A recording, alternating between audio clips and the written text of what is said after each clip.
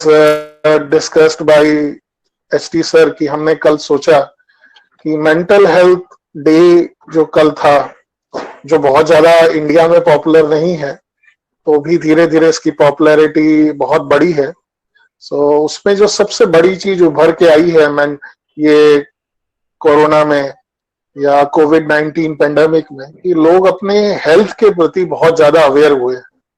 ये बड़ी अच्छी बात है। लोग अपना फिजिकल हेल्थ के बारे में काफी अवेयर हुए हैं और इंडिया में लोग तरह तरह का योगा कर रहे हैं, बहुत सारी चीजें कर रहे हैं, बहुत सारे के तरह तरह के काढ़े पी रहे हैं कि भाई मुझे बीमार नहीं पड़ना है। बट वर्ल्ड में एक और चीज हुई है कि लोग जो वेस्टर्न लोग हैं वो ज्यादा मेंटली सफर हुए हैं। उनका मेंटल सफरिंग इसलिए बढ़ा है क्योंकि वो लेवल ऑफ उनकी जो लाइफस्टाइल है वो काफी एक्टिव है, मेंटली वो लोग काफी एक्टिव लोग हैं, तो वो लोग काफी मेंटली भी ज्यादा सफर कर रहे हैं, ऐसा उनको लगता है। तो उन लोगों ने ये जो माइंडफुलनेस था, जो धीरे धीरे पॉपुलर हो रहा था तेजी से मेडिकल और साइकेट्रिक सर्कल में, वो धीरे धीरे अब कॉमन वर्ड हो गया है। तो माइंडफुलनेस के बारे में अब सब जान गए हैं, जिससे हमारी इंडिया में इसको पुरानी भाषा में, जो काफी सालों से इंडिया में है और हमारे लोगों को पता नहीं है, इट्स कॉल्ड विपस्सना। विपस्सना एक ध्यान का एक माध्यम है जिसको आज नया रूप दिया गया है, जिसे हम माइंडफुलनेस कहते हैं। और माइंडफुलनेस अपने जीवन में कैसे उतारे इन डेली लाइफ, आज उसका एक बेसिक इंट्रोडक्शन है। तो मैं ट्राई करूंगा कि पूरी लैंग्वेज बड़ी सिंपल रखूं और लास्ट में आपको एक्सपीरियंस कराऊं कि ये माइंडफुलनेस होता क्या है। उसके बाद आप बहुत सारा रिसर्च कर सकते हो, बहुत सारी पढ़ाई कर सकते हो, हजारों वीडियोस पे डाउनलोड कर सकते हो, इसके एक्सपर्ट भी बन सकते हो। नेक्स्ट, तो आज हम लोग पहले हमारे दो मुद्दे हैं, मन क्या है और माइंडफुलनेस क्या है। माइंडफुलनेस से मन कैसे जुड़ा हुआ है, हमारे मन को हम कैसे कंट्रोल में ला सकते हैं, वो हम देखेंगे। नेक्स्ट, सबसे बड़ी बात ये है कि लोग, कॉमन लोगों में ये, आप लोग शायद अवेयर होंगे क्योंकि आप बहुत सारे वर्कशॉप्स करते हैं, तो बेसिकली लोगों को ये डिफरेंस नहीं पता कि माइंड क्या है और ब्रेन क्या है। बेसिकली लोगों को लगता है ये दोनों सेम चीजें हैं। मारू मगज काम नहीं करतू या मेरा मन काम नहीं कर रहा है। हम लोग मगज और मन को दो सेम चीजें समझते हैं। बट आज बड़ा इजी एग्जांपल दे रहा हूं मैं आपको कि मगज का मतलब होता है ब्रेन, जिसे आप देख सकते हैं आपके स्क्रीन के ऊपर। इसके अंदर 100 बिलियन सेल्स हैं और ये एक ऑर्गन है जिसको आप कट कर सकते हैं, देख सकते हैं, स्टडी कर सकते हैं, और न्यूरोलॉजी इसका ब्रांच है। पर इस ब्रेन के अंदर बहुत सारे प्रोसेस होते हैं। जैसे हार्ट का एक प्रोसेस है पंपिंग करना, फिर किडनी का काम है फिल्टरिंग करना, लंग्स का काम है ऑक्सीजन और कार्बन डाइऑक्साइड का लेन देन करना। इसी तरह हमारे ब्रेन के फंक्शंस हैं। तो ब्रेन के क्या फंक्शन है? Thinking, feeling, dreaming, wishing, desiring, तो ऐसे हजारों लाखों फंक्शंस हैं। तो ये जो फंक्शंस हैं, ये जो इच्छा है, इन सब को हम लोग कहते हैं मन। तो बेसिकली मन एक बहुत बड़ी चीज है, ये एक सॉफ्टवेयर है जो हम सोचते हैं शायद ब्रेन में कनेक्टेड है, बट बेसिकली मन बहुत बड़ा है, इसका कोई शेप नहीं है और ये सॉफ्टवेयर जैसा है, इनटेंजिबल है। दोनों का डिफरेंस है। मन मतलब सॉफ्टवेयर, ब्रेन मतलब हार्डवेयर। तो बुद्धा ने ये एक चीज की कि बुद्धा ने ये देखा कि हम अपने माइंड को यूज करके ब्रेन को हम चेंज कर सकते हैं। सॉफ्टवेयर को यूज करके हम अपने ब्रेन को भी चेंज कर सकते हैं। It's called rewiring of brain. आजकल आपने एक वर्ड सुना होगा, रीवायरिंग ऑफ ब्रेन, मतलब ब्रेन भी अलग तरह से काम कर सकता है यूजिंग योर सॉफ्टवेयर। तो उसकी जो टेक्नोलॉजी है, सबसे सुटेबल टेक्नोलॉजी है, उसका नाम है माइंडफुलनेस। Next slide. अब दोनों ये शब्द बड़े करीबी हैं कि माइंडफुल और माइंडफुल। तो आप ये माइंडफुल, ये दो, माइंड एक अलग वर्ड है और फुल एक अलग वर्ड है, दोनों चिपके हुए नहीं है। देखिए आप, माइंडफुल का मतलब होता है आपका मन हर विचारों से भरा हुआ हो। There are so many thoughts in your mind and your mind is full of those thoughts. और दूसरी जगह पर ये है कि माइंडफुल, ये एक ही शब्द का नाम है। माइंडफुल का मतलब ये है कि आपके दिमाग में वही चीज है जो आप रखना चाहते हैं। योर माइंड इज काम, पीसफुल एंड फोकस्ड। तो माइंडफुल का नाम मतलब होता है your mind is focused. And mindful का नाम होता है, जब माइंडफुल डबल एल का मतलब होता है, it is full of so many things. You are under lot of chaos, you are under confusion, और आपके मन में हजारों विचार जो गूंजते रहते हैं या घूमते रहते हैं। तो हमें इस chaos में से फोकस में जाना है, तो हमें माइंडफुल में से माइंडफुल में जाना है, एक एल उसमें कम करना है। तो एक एल कैसे कम करेंगे ये हम आगे देखेंगे। नेक्स्ट। और आप कहोगे कि ये माइंडफुल, जैसा मैंने कहा कि एक ये टेक्नोलॉजी इंडिया से ही गई। इंडिया में एक आदमी गोयनका गोयनका जी हमारे इंडिया में आए बर्मा से, और उन्होंने पुणे के पास इगतपुरी में धीरे धीरे इसको फैलाया। उसका नाम विपස්සना था। ट्रू नाम इसका जो है पाली लैंग्वेज में वो विपासना है। फिर उसमें से ज्यादातर वेस्टर्न लोग यहाँ इंडिया में ध्यान करने आते थे। उसमें से एक बहुत बेहतरीन आदमी इस ध्यान को यूएस में ले गया, और ये मैसाचुसेट्स हॉस्पिटल का इंटीरियर अंदर का माइंडफुलनेस हॉल है। तो उसमें बड़े बड़े साइंटिस्ट इसका रिसर्च करने लगे। नेक्स्ट। जैसे जैसे ये रिसर्च करने लगे तो उनको उसको आप बेनिफिट इसको नजर आने लगा। तो अभी ये माइंडफुल एक रेवोल्यूशन है। वो ऐसा मानते हैं कि ये साइकोलॉजी का बहुत बड़ा रेवोल्यूशन माइंडफुलनेस है, जो इंडिया में जिसका रिसर्च नहीं हुआ और वहां जाके इसका रिसर्च हुआ। आज इसने स्कूल करिकुलम, बच्चों को सिखाया जा रहा है माइंडफुलनेस, फिर एडोलेसेंट को सिखाया जा रहा है माइंडफुलनेस, कॉलेज में सिखाया जा रहा है माइंडफुलनेस, यूनिवर्सिटी और सब जगह ये सिखाया जा रहा है माइंडफुलनेस। तो धीरे धीरे ये माइंडफुलनेस सभी जगह फैल रहा है। नेक्स्ट। ये आप देखो, साइंटिफिक अमेरिका मैगजीन है जो सबसे साइंटिफिक मानी जाती है, उसमें न्यूरो साइंस ऑफ मेडिटेशन में इसका रिसर्च हुआ है। और जो आदमी इंडिया से उसको ले गया और उसने उसको नया जन्म दिया, माइंडफुल शब्द का जन्म दिया, उसका नाम है जो कोबैट-जिन।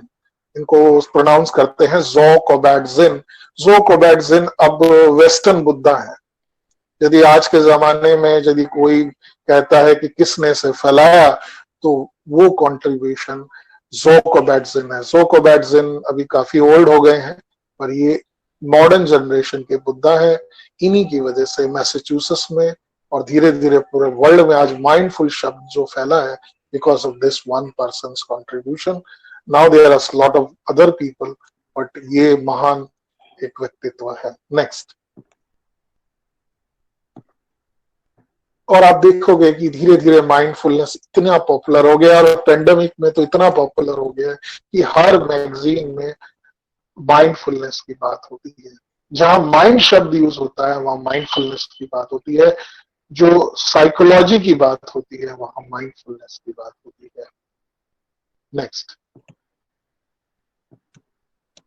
आप देखोगे जैसे ये बहुत मतलब कुछ सालों पहले इतना पॉपुलर नहीं था। 2000 तक भी आप देखोगे कि इसके बहुत सारे कम जर्नल्स हैं, और धीरे धीरे आप देखिए कि इसकी पॉपुलैरिटी कितनी बढ़ी है। ये तो पुराना ग्राफ है। यदि आप 2020 का ग्राफ देखोगे तो आपको पता चलेगा शायद आधी दुनिया जो इंटरनेट पे है वो माइंडफुलनेस को जानती है, या माइंडफुलनेस का उन्होंने एक्सपीरियंस किया है लाइफ में। तो इतना ज्यादा ये पॉपुलर, हद से ज्यादा हो चुका है। नेक्स्ट। और आप कहोगे कि ये पॉपुलर कैसे हुआ? पॉपुलर इसलिए हुआ कि उन्होंने ब्लड प्रेशर, ये जो बीमारियां आप देख रहे हैं, ये सारी बीमारियां क्रोनिक बीमारियां हैं। लोगों को एक बार ये हो जाती है तो छूटती नहीं है। तो इसका एक ही इलाज होता है कि लोग दवाइयां लेते रहते हैं सालों तक। पर mindfulness based stress reduction, MBSR याद रखिएगा, mindfulness based stress reduction technique. तो उन्होंने जब ये माइंडफुलनेस यूज किया तो लोगों का स्ट्रेस कम होने लगा, लोगों का हार्ट का जो हेल्थ है या ब्लड प्रेशर वगैरह कम होने लगा। सबसे ज्यादा कैंसर के पेशेंट को फायदा होने लगा, पेन में, क्योर में, रिकवरी में। फिर लोगों का हेडेक वगैरह जो प्रॉब्लम रहती थी वो कम होने लगी। यदि किसी को इसमें से कुछ भी बीमारी है तो वो कम हो जाएगी माइंडफुलनेस से।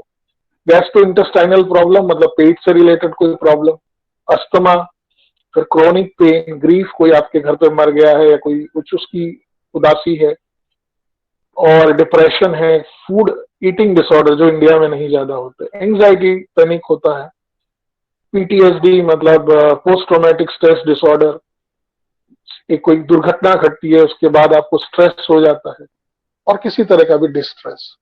तो इन सभी समस्याओं पे it has emerged at a very effective treatment. अब अमेरिका में साइकेट्रिस्ट लिखने लगे हैं दवाई के साथ एमबीएसआर, जो इंडिया में तो अभी नहीं हुआ होगा, पर अमेरिका में लोग, डॉक्टर लोगों ने एक्सेप्ट कर लिया है कि आपको ये बीमारियां हैं तो एमबीएसआर ट्रेनिंग जरूर लें। ये 8 वीक की ट्रेनिंग होती है मोस्ट ऑफ द, मतलब जहां जहां ये अवेलेबल है, और जितने लोगों ने ये लिया है तो इतनी सारी प्रॉब्लम्स में से बचे हैं, मेडिसिन में से बचे हैं, सर्जरी में से बचे हैं, और कैंसर पेशेंट को तो बहुत ज्यादा लाभ हुआ है। Next next next next. हाँ, तो आप कहोगे कि मुझे तो इसमें से कोई भी बीमारी नहीं है तो मुझे तो इससे क्या फायदा होगा। आप देखोगे जैसे जैसे इसको आप प्रैक्टिस करते चले जाओगे आपका मन शांत होने लगेगा, धीरे धीरे you will become very calm and relax. आज तक आप सोचते थे कि मैं काम एंड रिलैक्स कैसे बनूंगा, मैं शांत कैसे रहूंगा, तो ये एक टेक्नोलॉजी है जिससे हो सकता है। मुझे स्ट्रेस हो जाता है तो मैं इसे कोप अप नहीं कर पाता हूँ, मैं घबराने लग जाता हूँ, तो एंग्जाइटी से कैसे बचूं, तो ये वो टेक्नोलॉजी। मेरा पढ़ाई में मन नहीं लगता, मैं कॉन्सेंट्रेट नहीं कर पाता, तो मैं जब भी पढ़ने बैठता हूँ तो मेरे थॉट्स आने लग जाते हैं, तो उससे कैसे बचूं, माइंडफुलनेस।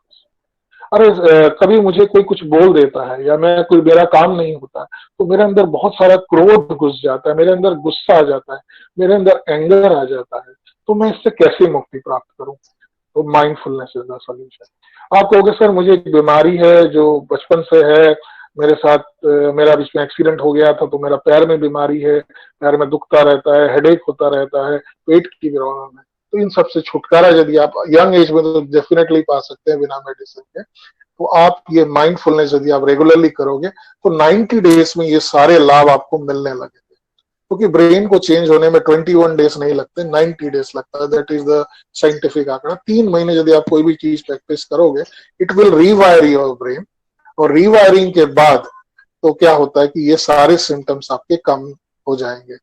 तो आपको कोई भी सिम्टम्स है इसमें से तो आप माइंडफुलनेस का अभ्यास करें, जो मैं लास्ट में बताऊंगा, और यदि आप उसको वैसे की वैसी ही प्रैक्टिस करोगे तो 90 डेज में देखोगे ये सारी चीजें आपके साथ होने लगी है या हो रही है। Next next next next. बस पीछे। हाँ, बेसिकली आप कहोगे ये माइंडफुलनेस आया कहां से, तो माइंडफुलनेस के जो फादर हैं, जो उसके परम पिता हैं, जो जिसपे जिसकी वजह से ये दुनिया इतनी सुंदर है, उनका नाम सिद्धार्थ गौतम बुद्ध जिसे कहा जाता है, गौतम बुद्ध इसके वो है, फादर है। और इन्होंने 2500 साल पहले अपनी अपनी शो अपने लिए ये ढूंढना चाहते थे कि निर्वाण प्राप्त करने के लिए या इन परेशानियों से मुक्त होने के लिए उन्होंने ये ध्यान खुद ढूंढा था, उनके कोई गुरु नहीं थे, खुद ही उन्होंने ये ध्यान शुरू किया था। और उस वक्त पाली लैंग्वेज वहां चलती थी, तो आनापान सती के नाम से ये शुरू हुआ, मतलब ब्रेथ वॉचिंग से, और धीरे धीरे ये इतना गहरा हो गया, इतना इसमें विस्तार हो गया, वो एनलाइटन हो गए 40 दिन में, तो वो खुद बुद्ध बन गए, और ये बुद्धिज्म का फिर जन्म हुआ। और बुद्धिस्ट ने फिर धीरे धीरे इसे पकड़ लिया और बुद्धिज्म में ये रहा। तो धीरे धीरे ये जोकोबैट जिन जैसे लोग इंडिया में आए जिन्होंने सीखा, और धीरे धीरे उनको लगा कि ये तो कोई बुद्धिज्म से इसका कोई लेना देना नहीं है, ये तो हम हर आदमी के लिए उपयोगी है, क्योंकि बुद्ध खुद जानते थे कि एक दिन ये विद्या पूरी दुनिया में फैल जाएगी और सब लोग इसको प्रैक्टिस करेंगे। ये उनकी भविष्यवाणी थी उस जमाने में, ये जो मैं दे के जा रहा हूँ, ये जो टेक्निक बता रहा हूँ, ये सब लोग एक दिन जरूर प्रैक्टिस करेंगे। और उनके बाद उनको पर वो 2000 इतने साल लग गए हमें ये बात तक पहुंचने के लिए। तो every time you practice mindfulness, it is because of Buddha, you are connecting yourself with Buddha, जो 2500 साल पहले थे। Next next next next. बस जैसा मैंने कहा कि हमारे जो, इसलिए मैंने ये स्लाइड रिपीट कर रहा हूं ताकि ये क्रेडिट गोज टू जोकोबैट जिन, और आज का वर्कशॉप भी इन्हीं को डेडिकेटेड है, जोकोबैट जिन को और हमारे गौतम बुद्ध को डेडिकेटेड है, जिनकी वजह से ये विद्या हम लोगों तक पहुंची है। तो जैसे आप देख सकते हैं ये प्रोफेसर ऑफ मेडिसिन है और यही मतलब इंस्ट्रूमेंटल बने जो आज ये पूरी मेडिकल कम्युनिटी, तो दोनों एलोपैथी मेडिसिन और साइकियाट्री दोनों ने इसको एक्सेप्ट किया है और इसकी इन्होंने बहुत अच्छी रिसर्च बनाई और MBSR डेवलप किया, माइंडफुलनेस बेस्ड स्ट्रेस मैनेजमेंट या स्ट्रेस रिडक्शन प्रोग्राम। आज दुनिया में MBSR हर जगह फैला हुआ है। तो ये credit goes to Jon Kabat Zinn. Next slide. और जोकोबैट जिन में आप पूछोगे कि इसका मतलब क्या होता है, कि keeping one's attention to experience on a moment to moment basis in open and judgmental way. इसको मैं धीरे धीरे आपको समझाता हूँ। 3 शब्द इसमें जानने जैसे हैं, moment to moment, open and non judgment. उसका मतलब क्या होता है माइंडफुलनेस? माइंडफुलनेस का मतलब कॉन्सेंट्रेशन नहीं होता, थोड़ा सा इससे बढ़कर है। Next slide. फर्स्ट इसका डेफिनेशन होता है ऑन पर्पस। जब भी आप देखिए कि आपने सोचा कि मैं पढ़ने बैठूंगा और आप पढ़ने बैठे, थोड़ी देर के बाद आप पर्पस में से हट जाते हैं, आपका ध्यान दूसरे कहीं चला जाता है, आप अपने मार्ग से भटक जाते हैं। ऑफिस में कोई काम कर रहा है, थोड़ी देर वो अपने काम पे करता है, उसके बाद उसका दोस्त कुछ कहता है, कुछ इंटरनेट पे आप कुछ देखते हो और आपका मन भटक जाता है। तो बुद्ध कहते हैं कि जोकोबैट जिन कहते हैं कि आपका मन उस पर्पस पे लगा रहे, आपका मन केंद्रित रहे। You should stick to the purpose.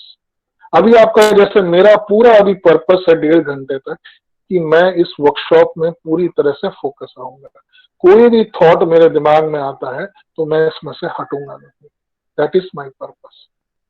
तो हमारा सबसे बड़ा, जिसे लोग विल पावर कहते हैं, बेसिकली विल पावर नहीं है, वो माइंड पावर है।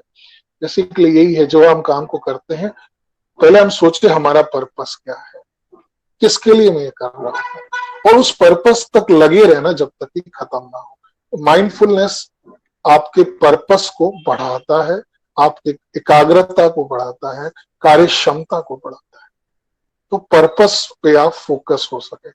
नेक्स्ट। दूसरा है प्रेजेंट मोमेंट में रहना। आप देखोगे कि आप जिंदगी को बहुत अच्छी तरह एंजॉय करना चाहते हो। आप चाहते हो कि मेरी लाइफ बहुत अच्छी हो, मेरी लाइफ को मैं बहुत एंजॉय करूं। हर आदमी को आप पूछोगे, एक टीनेजर को, कि लाइफ में क्या चाहिए, बोले लाइफ को सर मैं बहुत एंजॉय करना चाहता हूं। पर दुख की बात है कि लाइफ ना फ्यूचर में है, ना ही पास्ट में है, ना ही अमेरिका में है, ना कनाडा में है और ना इंडिया में। लाइफ प्रेजेंट मोमेंट में है और पूरा दिन हमारा मन कहीं ना कहीं दूर होता है।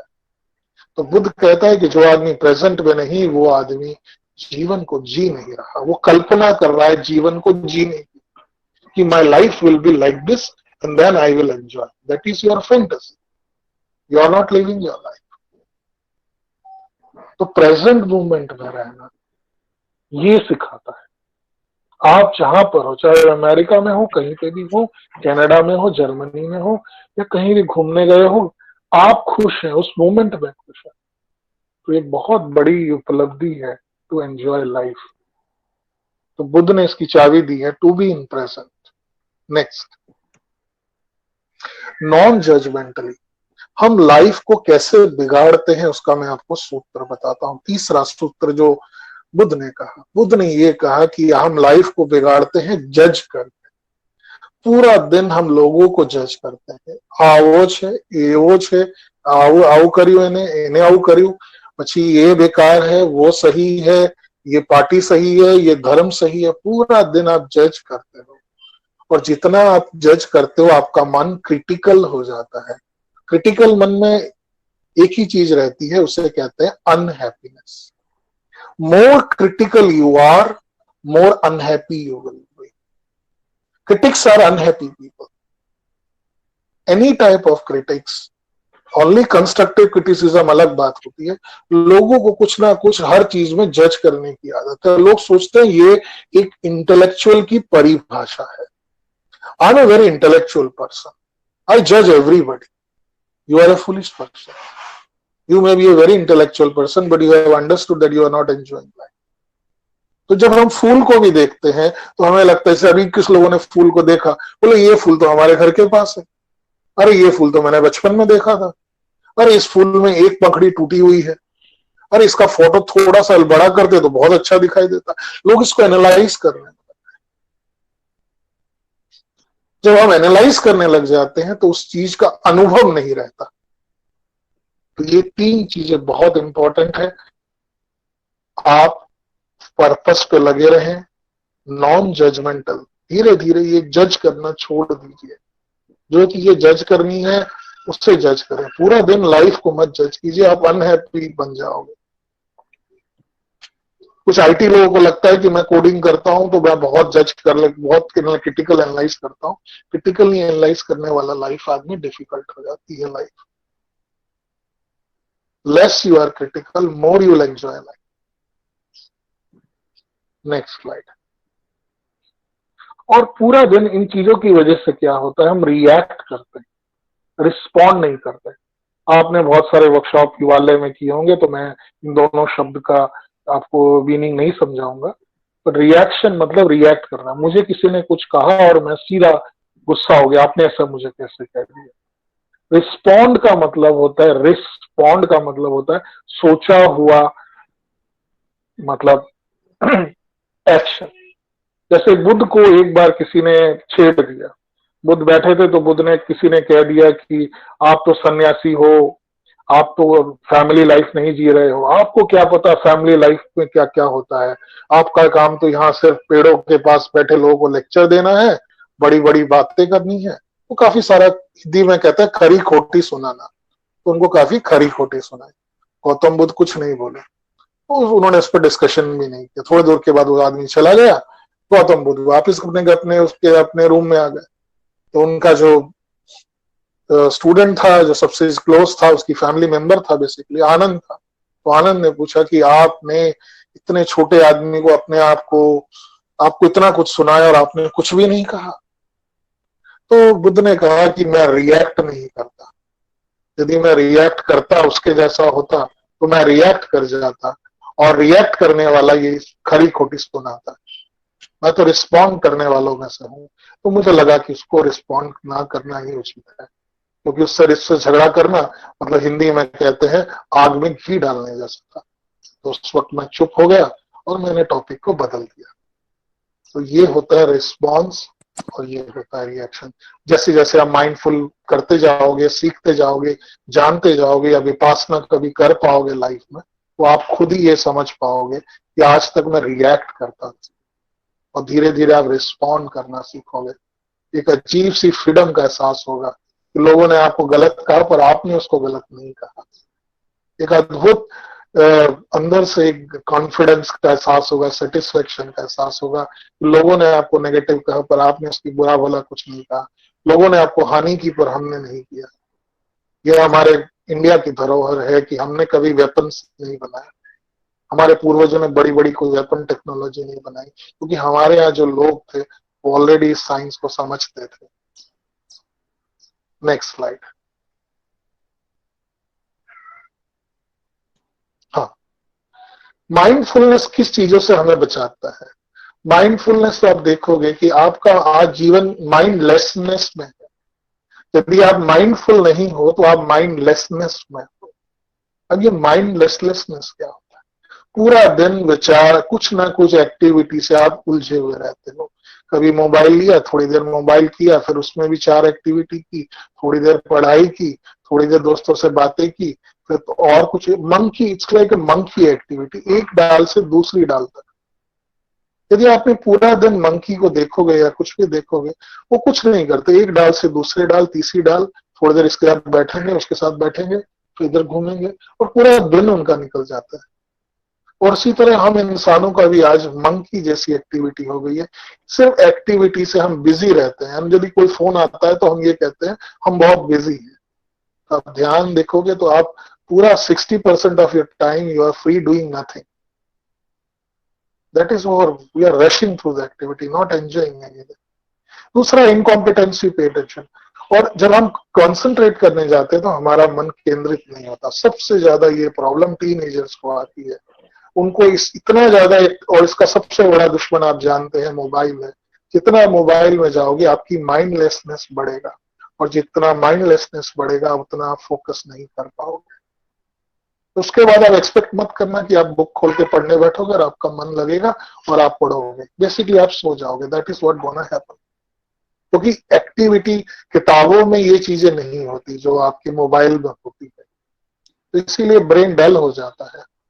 जैसे किसी ने मतलब खाना खाया होटल में जाके और घर आके वो रोटी सब्जी खा रहा है, तो ऑब्वियसली उसको घर जाके रोटी सब्जी अच्छी नहीं लगेगी। तो इधर आप होटल का ही खाना खाते रहिए, घर की रोटी सब्जी मत खाइए। और यदि आपको ये रोटी सब्जी खाना है, मन को स्थिर करना है, तो आपको सिंपल होना होगा। देयर इज नो अदर वे।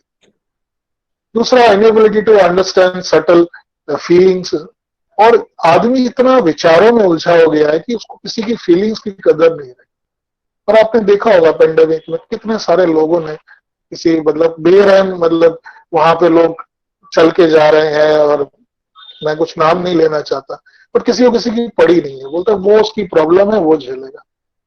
तो इनटॉलरेंस बढ़ा है क्योंकि लोग अपने विचारों में इतने उलझ गए हैं कि लोग दूसरों के फीलिंग्स को जज नहीं कर पा रहे, क्योंकि देखने का समय कहाँ है। और उसके बाद एक्सेसिव प्री ऑक्यूपेशन। पूरा दिन हम यही सोचते हैं फ्यूचर में मेरा क्या होगा, और पास्ट में मैंने ये गलती कर दी, फ्यूचर में मेरा क्या होगा। तो पूरा दिन तो आपका फ्यूचर में चला जाता है कि मैं कनाडा चला जाऊंगा, जर्मनी चला जाऊंगा और अमेरिका चला जाऊंगा, फिर वहां मैं बड़ा खुश हो जाऊंगा। आप उन सबका आराम से, मेरा तो ये सारे कंट्रीज में कुछ ना कुछ मेरे क्लाइंट्स हैं। मैंने एक को भी पेंडेमिक में देखा नहीं कि बड़ा शांति से बैठा हुआ है, चाहे वो जर्मनी में हो या मतलब कनाडा में हो या जर्मनी में, कहीं पे भी मैंने किसी को भी देखा नहीं है कि वो शांति से बैठा है। तो एवरीबडी इज सफरिंग। तो ऐसा कुछ नहीं है कि फ्यूचर में किसी कंट्री, अब आपका ज्योग्राफिकल लोकेशन चेंज हो जाएगा और हैप्पी हो जाओगे। This is not possible. Excessive लोग सोचते हैं मैं फ्यूचर में हैप्पी होऊंगा, पूरा दिन उसकी कल्पनाओं में जीते और प्रेजेंट को गंवा देते हैं। ये बड़ी दुख की बात है एडोलेसेंट के साथ। Everything is right now. जो भी करना है राइट नाउ ही करना है।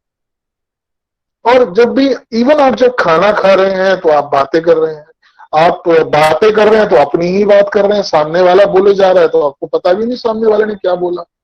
अब वॉकिंग कर रहे हैं लोग, वॉकिंग में जाते हैं तो गप्पे मारते हुए चले जाते हैं, कब घर आ गया पता ही नहीं चला।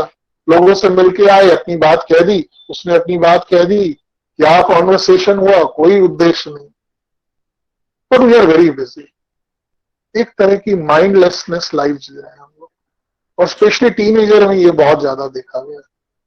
एडल्ट लोग चिंता में मरे जा रहे हैं, वो अलग बात है, but teenagers are mostly into this timelessness, future zone etcetera. Next, इसलिए वेन डायर कहते हैं कि we are not human beings, we are human doings. मतलब ह्यूमन बीइंग मतलब होता है इंसान बनना, और हम लोग ह्यूमन बीइंग हो गए, एनिमल की तरह हो गए। कंटिन्यूसली कुछ ना कुछ करते रहते हैं, मंकी की तरह या फिर ग्रास एंट की तरह। कंटिन्यूस हम बिजी हैं, किस चीज के लिए बिजी हैं हमें नहीं पता। किसी को पूछा कि आप खुश हो जो कर रहे हो, बोले नहीं खुश तो नहीं है, पर कर तो कुछ तो कर रहे हैं हम लोग। बोले क्या कर रहे हो, बोले वो नहीं पता, सब कर रहे हैं तो हम भी कर रहे हैं। और इंडियन की ये जो गुजराती में बोलते हैं, तो मतलब वो जो बकरी वाली चाल या घेटे वाली चाल कि दूसरा बिजी है तो मैं भी बिजी हूं। भाई तुम बिजी किस लिए हो, बस बिजी है बस। तो we have become human doing, not human being. तो माइंडफुलनेस ह्यूमन बीइंग बनने की एक कला है। आज तक आपने सुना होगा ना, बी ह्यूमन, लोगों ने टैग लगा दिया, जो भले ह्यूमन नहीं है पर टैग लगा के घूमते बी ह्यूमन। तो बी ह्यूमन बनने के लिए जो पाथ बताया था, उस आदमी का नाम गौतम बुद्ध था। उसने ह्यूमन बीइंग बनने की कला बताई कि हम आधे इंसान है और आधे एनिमल है, उसमें से ह्यूमन बीइंग कैसे बने। तो उसकी जो टेक्नोलॉजी है उसका नाम माइंडफुलनेस। नेक्स्ट, माइंडफुलनेस का एक और डेफिनेशन है जो मुझे बहुत अच्छा लगता है। Mindfulness is ability to know what is happening in my mind at the given moment without getting carried away. ये डेफिनेशन आप या इस स्क्रीनशॉट को आप नोट कर लीजिए। ये अद्भुत डेफिनेशन है माइंडफुलनेस। बुद्ध को जैसे किसी ने कहा, बुद्ध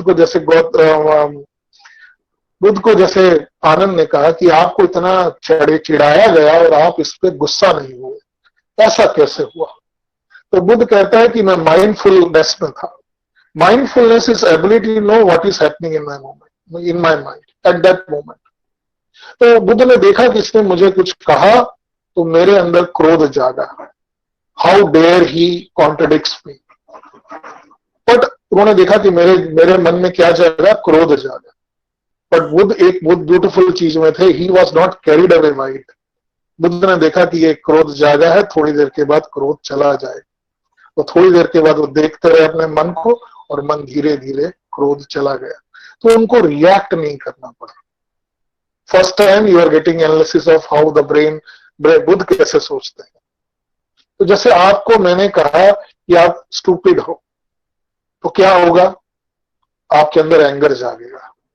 तो ये माइंडफुलनेस होगा तो क्या होगा, आप अंदर देखोगे कि मारा मन में शू થઈ રહ્યું છે। तो देखोगे आपके मन में एक सांप जैसा आप बताइए इमोशन जागेगा, वेरी तीव्र इमोशन, इंटेंसिव इमोशन, इसको कहते हैं एंगर। अब एंगर जब जागेगा बोलेगा हाउ डेयर ही, उसने मुझे स्टूपिड कैसे कह दिया, उसकी हिम्मत कैसे हुई स्टूपिड कहने की। और फिर आप देखोगे कि ये तो मेरे मन में अभी क्रोध जागा है, थोड़ी देर तक मैं वेट करता हूँ, इस क्रोध को जाने देता हूँ। धीरे धीरे धीरे जब वो क्रोध चला जाएगा आप देखोगे कि आपका रिएक्शन 50 to 60% कम हो जाएगा। फिर पता चलेगा कि सुमित ने आपको स्टूपिड कहा। पता चला कि सुमित अपने एंगर को कंट्रोल नहीं कर, सुमित सर खुद ही अपने गुस्से को कंट्रोल नहीं कर पाए और खराब आपको कह बैठे। तो गलती किसकी है, सुमित सर की गलती है, not your problem. Sumit sir has a problem dealing with his anger and he gave that anger to you, but आप उस पर गुस्सा नहीं हुए without getting carried away by it. तो आपके मन में यदि कोई भय आता है, एग्जाम में अरे एग्जाम का पेपर है, कल एग्जाम में क्या होगा, तो आप पहले पूछो कि मेरे मन में क्या हो रहा है। तो आप देखोगे मेरे मन में एंग्जाइटी जाग रही है, एंग्जाइटी से मेरा पेपर सॉल्व हो जाएगा, नहीं होगा। तो don't get carried away by it. और तीसरी बात ये सोचो कि ये आया है तो जाएगा भी जरूर। कोई भी आदमी 24 आवर्स एंग्जाइटी नहीं बेयर कर सकता। कोई भी इमोशन 90 सेकेंड्स तक रहता है। 90 सेकेंड वेट करो या थोड़ा ज्यादा वेट करो, धीरे आप देखोगे आपका एंगर चला गया। और जब चला गया वो अपना काम कर सकते हो। समझ आई बात? तो इसको एग्जैक्टली माइंडफुलनेस कहते हैं। मेरे मन में क्या चल रहा है उस वक्त जब ये हुआ, और उसको देखना, उस पर कैरिड अवे नहीं होना। ये बहुत इंपॉर्टेंट बात है। इसीलिए आप रिएक्टिव नहीं बनोगे, आप शांत हो जाओगे, स्थिर हो जाओगे। नेक्स्ट,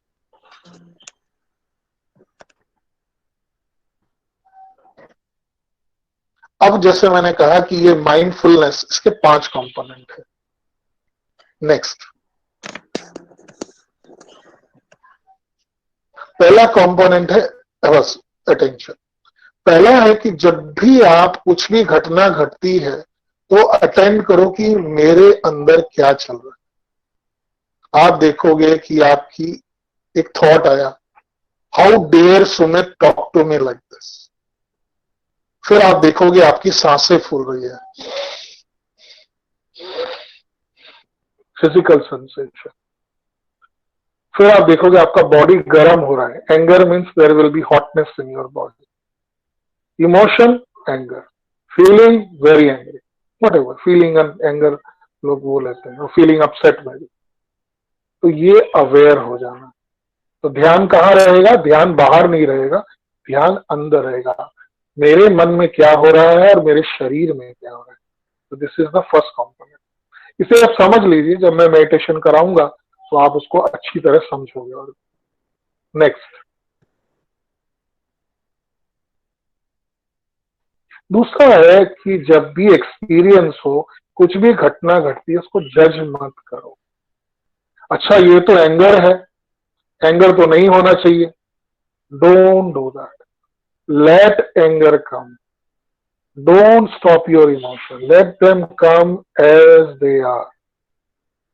अभी इसको रोकना नहीं है, मैं बाद में बताऊंगा कब रोकना है। इसको आने दीजिए, इसको जज मत कीजिए। अरे यार मुझे तो गुस्सा आ गया यार, अरे मुझे तो बहुत है, मुझे तो बहुत एंग्जाइटी हो रही है, oh my God. Don't do that. Anxiety हो रही है, okay, that's it. Be open, don't close the door, don't open the, don't close the mind, be open, just be open. Anger आया है, कोई बी ओपन। Next, acceptance.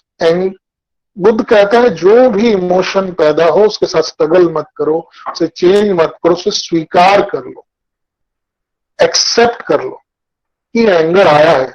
काफी लोग तो ऐसा मस्त बोलते हैं मुझे, मैं तो कभी गुस्सा ही नहीं करता, मैं तो कभी आई नेवर गेट एंशियस। मेरे को इतनी हंसी आती है कि ह्यूमन बीइंग हो और ये नहीं होता तो आपका ब्रेन का कोई पार्ट मिसिंग होगा। फिर सीधी सी बात है।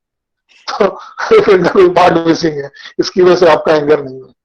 हाँ, कुछ सोशियोपैथ ऐसा बोले तो मुझे ध्यान देना होगा। You must be knowing sociopath या साइकोपैथ, वो शायद फील नहीं करते हैं certain emotions. But basically accept करो, जज मत करो, एक्सेप्ट करो कि हाँ मेरे अंदर क्रोध आया है। I have anger, I have anger has come to me, it is there in my mind, there in my body, let it come, accept it. हाँ, फोर्थ पॉइंट। नेक्स्ट, और सबसे दुख की बात है, थॉट को आप चिपको मत, थॉट को मैं मत बनाओ। I am very angry, no no no no no, you are not angry. Thoughts of anger, मेरे मन में एंगर आया है, मेरे फीलिंग्स में एंगर जागा है, जो भी आपको कहना है। आप एंग्री नहीं हो, आप तो बहुत बड़ी चीज हो, बट आपके बॉडी के अंदर एक ब्रेन है, और ब्रेन या उसके अंदर एक प्रोसेसर है, माइंड, प्रोसेसर में ये प्रोग्राम एक्टिवेट हुआ है। आपके लैपटॉप में, इतना बड़ा लैपटॉप है, उसमें एक प्रोग्राम जागा है, एक मूवी खुल गई है, एक छोटा सा डॉक्यूमेंट्री खुल गई है, एक दो मिनट की, जिसका नाम एंगर है। तो लैपटॉप को मत बोलो कि लैपटॉप मूवी बन गया है। नो नो नो, आप एंगरी नहीं हो गए हो, एंगर का प्रोग्राम या मूवी आपके स्क्रीन पे चल रहा है। Don't identify with the anger. मुझे लगता है मेरे अंदर क्रोध जाग रहा है, मेरे अंदर क्रोध जाग रहा है।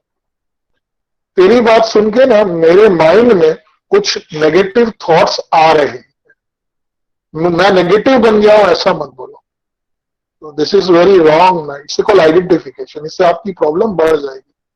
मुझे तो बहुत पीड़ा है, मुझे तो बहुत पेन है, मेरे पैरों में पेन है जो मेरे ब्रेन को महसूस हो रहा है। ये करेक्ट न्यूरोलॉजिकल लैंग्वेज है। पैर की वजह से ब्रेन में पेन का एहसास हो रहा है। तो ऐसा आप सोचोगे ना तो 50% पेन कम। That is the beauty of it. थोड़ी देर के लिए मेरा मन डिस्टर्ब है, जब वो डिस्टर्बेंस कम हो जाएगा मैं आपसे बात करूंगा। इतना ब्यूटीफुल। आइडेंटिफाई मत करो, मैं एंग्री हूं, मैं शाई हूं, मैं ऐसा हूं। ये लेबलिंग मत करो, इससे बहुत नुकसान होता है psychologically. Next,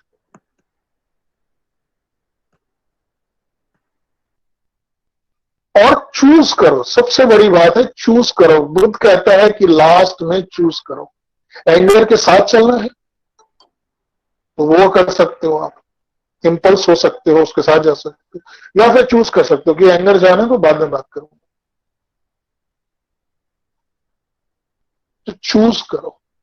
humans choose, animals don't choose. यदि आप एंगर के साथ बह गए तो आप एनिमल में चले गए, और यदि आपने कहा कि एंगर के साथ रिस्पॉन्ड नहीं किया, एंगर चला गया, उसके बाद आपने शांति से रिस्पॉन्ड किया, तो क्या होगा कि आप इंसान बनोगे, ह्यूमन बीइंग बनोगे। ह्यूमन बीइंग बर्थ से नहीं बनता है। एक नोशन में आपको आज बता दूं कि हमें लगता है वी आर ह्यूमंस, क्योंकि बायोलॉजी की बुक में लिखा था humans have one head, two limbs and मतलब two legs and two hands और ही ब्रेन, इसका मतलब human. This is a false notion. We are a typical animal जो इवॉल्व हुआ है। ह्यूमन बीइंग बनने में टाइम लगता है। तो जिस दिन हम अपने एक्शंस को रोक पाएंगे, सोच समझ के कर पाएंगे, तो पूरी दुनिया में अहिंसा नहीं रहेगी, पूरी दुनिया शांत होगी। तो हम कह सकते हैं हम लोग ह्यूमन बीइंग्स का ये प्लैनेट है। Right now this is not a planet for human beings the way we are behaving. भले ही बायोलॉजी के टेक्स्ट पे हमने बहुत अच्छा लेवल लगा लिया है कि हम इंसान है। इंसान बनने, ये बनने की क्रिया है, जन्म से कोई बनता नहीं है, पर ये सब प्रोसेस करके जब वो बुद्ध बनता है तब वो इंसान बनता है। बुद्ध मतलब एनलाइटन हो जाना, अपने स्वभाव को जान लेना और अपने स्वभाव के ऊपर चले जाना। समझ आई बात? नेक्स्ट।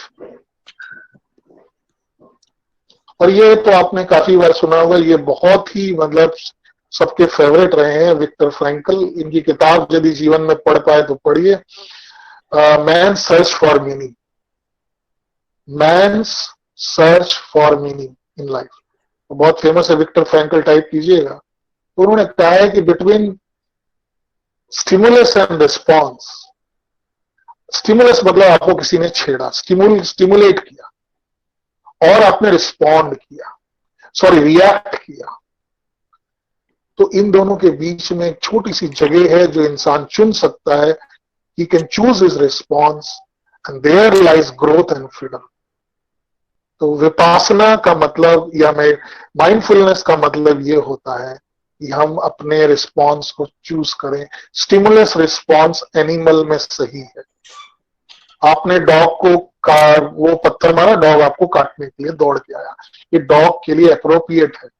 सांप को आपने छेड़ा, सांप ने आपको डंक मारा, वेरी अप्रोप्रिएट है। टाइगर के सामने आप खड़े हुए, स्टिमुलेट कर दिया, टाइगर आप पे जंप कर बैठा, क्योंकि वो एनिमल है। पर इंसान के पास ये बड़ी फितरत है कि वो सोच सकता है कि मैं इसके साथ ऐसा सलूक करूं या नहीं। जब जीसस को सूली पे चढ़ा गया तो जीसस ने खुद कहा कि भगवान आप इन सबको माफ करना, they don't know what they are doing.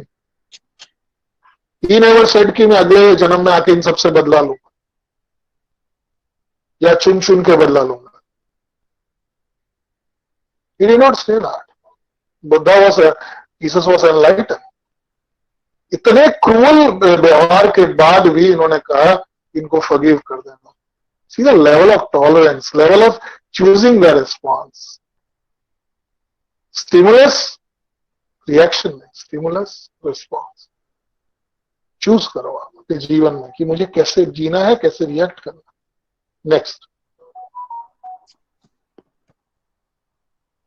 थोड़ा डिफिकल्ट लग रहा है, ऐसा लग रहा है कि थोड़ी ज्यादा फिलॉसफी की बात हुई, पर बहुत बड़े महान थे, बहुत अमेजिंग टीचर थे। आज तक मैंने किसी टीचर को इतने लेवल पे नहीं देखा जो इतनी बारी बातों को, पूरे पीएचडी के सिलेबस को नर्सरी लेवल तक ले आए कि नर्सरी का बच्चा भी माइंडफुलनेस कर सकता है।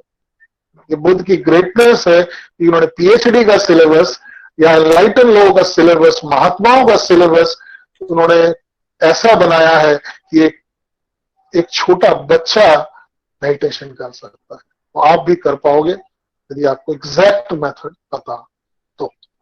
Next next next next.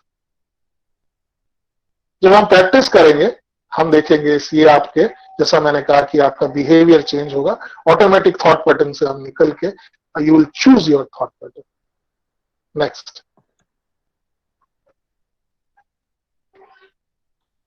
हाँ, ये सेशन हम लास्ट में प्रैक्टिस करेंगे, जिसको करना है वो करेगा। तो आगे चलते हैं सर, आगे। हाँ, यहां पर यस। अब थोड़ी देर के लिए आप आंखें बंद करके अपने विचार को देखें मैं यहाँ पर 60 सेकेंड्स काउंट करूंगा, जो 60 सेकेंड्स हो जाएंगे मैं आपको बता दूं। Just close your eyes and just see what is happening inside your brain. Just watch, you are watching a television which is inside your brain.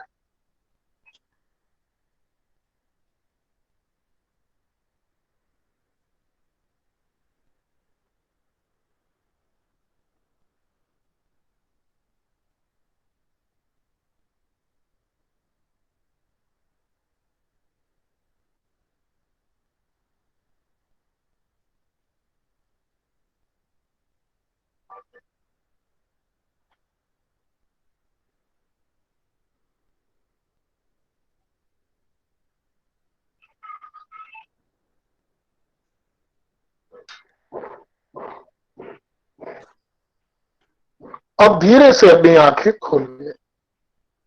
Just open your eyes and try to think what has happened right now. थोड़ी देर सोचिए क्या हुआ। Next slide. हाँ, next next next. हाँ, ज्यादातर आप देखोगे आप प्रेजेंट में नहीं थे। आप मोस्टली लोग देखेंगे, हो सकता है अभी just because you are engrossed in this तो आप प्रेजेंट में थे। मोस्टली जब भी आप बैठते हो थोड़ी देर आप अपने आप को पूछो कि आप मैं हूं क्या छू, where I am right now. तो आप देखोगे या आप प्रेजेंट में रहोगे, या तो आप पास्ट में चले जाओगे या तो आप फ्यूचर में चले जाओगे। क्योंकि मन जो हमारा है वो पास्ट और फ्यूचर में डोलता रहता है, पेंडुलम टाइप का उसका मूवमेंट। Next slide. नेक्स्ट। हाँ, देखोगे कि आप पास्ट में जाओगे और पास्ट में ज्यादातर क्या होता है, मन जाता है पास्ट में तो दुखी हो जाता है। उसको ऐसा लगता है काश मैंने ये पढ़ लिया होता, काश मैंने उससे दोस्ती कर ली होती, काश मैंने ये अफेयर नहीं किया होता, काश मैंने ये इंडिया में पैदा ही नहीं हुआ होता, तो काश मैंने ये नहीं किया होता। सब ये सारी चीजें भरी हुई है और दुखी बेचारा है। पास्ट में जाएगा दुखी होगा, फ्यूचर में जाएगा फिर उससे बचने के लिए, क्योंकि पास्ट का ऑपोजिट है फ्यूचर, तो माइंड फ्यूचर में ले जाएगा। बोलिए सर चलो फ्यूचर में चलते हैं, मजा आएगा। तो फ्यूचर में हो सकता है आप फैंटेसी में चले जाओगे या तो एंग्जाइटी में चले जाओगे। अच्छा मेरा वीजा नहीं आया तो क्या हुआ, मैं सक्सेसफुल नहीं हुआ तो क्या होगा, करियर मेरा, मैं पढ़ाई कर रहा हूँ मुझे जॉब मिले तो जॉब नहीं मिलेगी तो क्या होगा, और यदि जॉब मिल भी गई तो मैं टिका नहीं पाया तो क्या होगा। अच्छा इससे मैं अफेयर हो रहा है मेरा तो शादी होगी कि नहीं होगी। तो इस तरह हजारों चिंताओं में आदमी दो इस चीजों में फंस जाता है, एक एंग्जाइटी में और एक गिल्ट में। तो पूरा जीवन आप देखना इन दोनों में ही बीत जाता है। बीच का शायद 20% टाइम आप प्रेजेंट में हम बिताते हैं। 80%, 40% either you are in past, some people are spending 60% time in the past, and some people present in future, और बाकी लोग बीच में, मतलब थोड़ी देर हम बीच में रहते हैं। That is our problem. तो लाइफ में कहाँ एंजॉय कर रहे हैं हम लोग। Next slide. नेक्स्ट।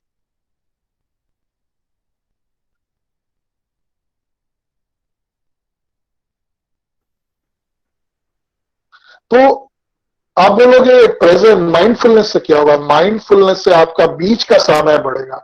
ये जो बीच का अंतराल है, बीच का जो पीरियड है, पास्ट थोड़ा कम होगा। पास्ट हमें देखना है कि क्या क्या गलतियां हमने की है और क्या क्या हमें करना है। और फ्यूचर में क्या कहते हैं कि फ्यूचर में भी टाइम स्पेंड करना है। How do I plan my future. You should plan your future, you must learn from your past, but that should not take away your life. Life is right now. आज सबसे बड़ा दिन है। आप पूछोगे कि इस दुनिया का सबसे बड़ा दिन कौन सा है। दुनिया का सबसे बड़ा आज का दिन।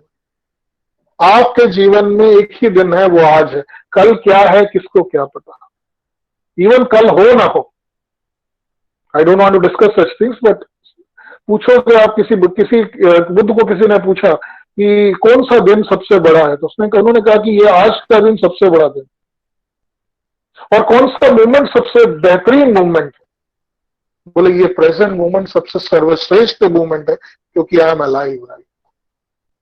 I don't know next movement Snake can bite me and I may not be there. So this is the best moment. This is the best day of your life. And if you think this way, how Buddha thinks, तो आपको कभी भी ज्योतिष नहीं देखना पड़ेगा. You will enjoy a full life. Next.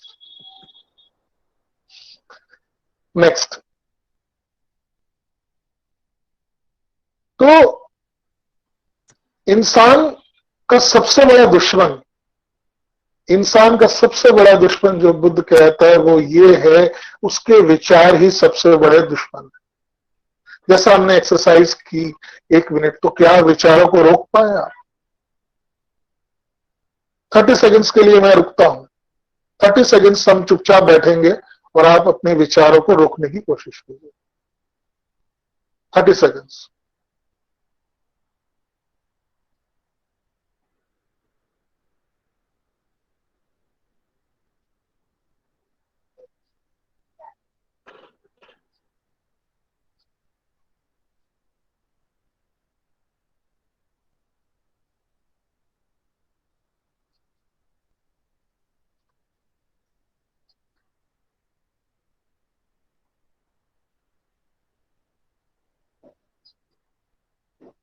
Now you can open your eyes or become alert. देखा आप किस तरह से विचार आपको घेर लेते हैं? Did you see this? तो इतने सारे विचार, और सबसे बड़ी बात है, एक बार जब माइंड चालू होता है तो वो बंद नहीं होता. इंसान ऐसा कहता है मारू मन है, तो बंद करके दिखा. हर आदमी कहता है मारू मन है, बंद करके दिखा. How to turn off? He can not turn off. और सबसे बड़ी बात है, आदमी इतने विचारों में खोया है तो प्रेजेंट से डिस्ट्रैक्ट हो जाता है, डिस्कनेक्टेड हो जाता है. आप देखना, ज्यादातर टीन एज में आप अपने, जब आपका ब्रेकअप हुआ था, जब आप किसी में फेल हुए थे, तो आप इतना डिस्कनेक्ट हुए थे. 3-4 दिन, 4 दिन, 10 दिन आप इतने अपसेट थे. आपको पता बाहर क्या हो रहा था? नहीं पता. 10 दिन कब बीत गया आपको पता ही नहीं चला. जब आप हॉस्पिटल में होते आपको पता है बाहर क्या हो रहा है? आपको कुछ पता नहीं होता, क्योंकि आप तो सिर्फ अपनी बीमारी में उलझे हुए होते. एंड इट बिकम्स, सबसे बड़ी बात यह है कि विचारों में एक स्ट्रेंथ है, मायावी स्ट्रेंथ है, मायावी इमेजरी स्ट्रेंथ है. वो आपको ऐसा बोलते हैं, मैं विचार जो आते हैं वो सच होते हैं. आपके मन में थॉट आया कि Ramesh is a bad person, he is plotting against me, तो आप इस बात को लेके बैठ जाओगे. कोई जगह नहीं है, रमेश तो उस दिन था नहीं यार, उसने तेरे बारे में कुछ नहीं बात की. अरे मुझे पता है. और कुछ लोग इसको इंट्यूशन का नाम देते हैं कि मेरे को पहले से ही पता चल जाता है कि क्या होने वाला है, और फिर दुखी हो जाते हैं क्योंकि उनको ऐसा लगता है मेरे विचार ही सही. और हर आदमी को ऐसा लगता है कि मेरा विचार ही सही है, इसलिए वो लड़ता रहता है. जिसको लगेगा सलमान खान अच्छा है, वो सलमान खान उसको अच्छा ही लगेगा, और दूसरे को आमिर खान अच्छा लगेगा तो लगेगा. किसी को लगेगा हिंदू है वो बहुत सही बंदा है, और दूसरा जो रिलीजन वाला है वो बहुत खराब. वो भी वही विचार रखता है कि Hindus are foolish and we are superior. हर आदमी को ऐसा लगता है कि मेरा विचार सही है. That is the reason everybody lives in some illusion. And उसीलिए लड़ाई होती रहती है कंटिन्यूस. ना मैं जे कीधु ये साचू, ना मुझे विचारू छू ये साचू. बस पूरा दिन यही साचू करने में ही जिंदगी बीत जाती है. आई एम राइट किसने बोला? मेरे थॉट ने बोला. इसलिए किसी भी एनलाइटन आदमी के पास जाओगे, उसको पूछोगे कि do you think this is right, वो बोलेगा मे बी. क्योंकि विचार जरूरी नहीं है कि हर बार सच हो. आप जो सोच रहे हैं हर बार सच होगा ऐसा नहीं है. So don't trust too much. What I am thinking that is only right. Try to evaluate it, try to understand. Next.